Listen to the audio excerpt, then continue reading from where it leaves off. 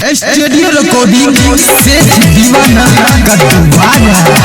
अभी आप सुन रहे हैं दीवाना म्यूजिक को संचालित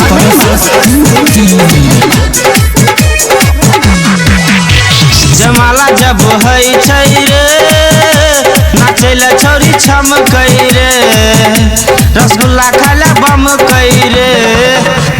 जमाला जब है छै रे नाचैला छौरी छमकै रे रसगुल्ला खाला बम कै रे। रसगुल्ला जब भी खैते सोहाग रात मनैते पलंगिया पर जाके गर्दा उड़ैते। जमाला जब है छै रे नाचैला छौरी छमकै रे ई छौरा देखी बम कै रे। स्टूडियो रिकॉर्डिंग सेठ दीवाना का दीवाना। अभी आप सुन रहे हैं दीवाना म्यूजिक को संचालित लाजो शरम नहीं है छै रे छौरा छौरी छै बेहाल। सुन डीजे वाला की कहै छै है तो तोहर बवाल गे।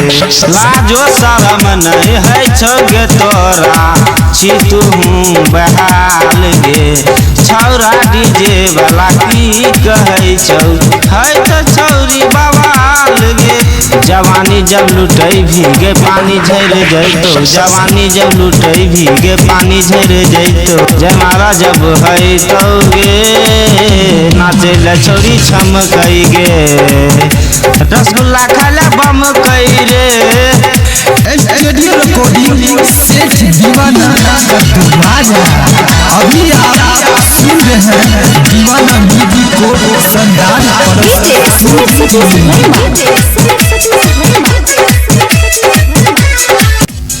किशन से छौरी माजा जलै छा पूरा तू सैट के। किशन संग में माजा गे छौरी लै छा पूरा सैट के। लहंगा जब लसियतो गे माजा खूब लेतो गे लहंगा जब लसियतो गे माजा खूब लेतो। जमाला जब है तो गे नाचैला छौरी छमकै गे रसगुल्ला खाला बम कै गे। जमाला जब है तो गे नाचैला छौरी छमकै गे रसगुल्ला खाला बम कै रे। स्टूडियो रिकॉर्डिंग सेठ दीवाना का दीवाना।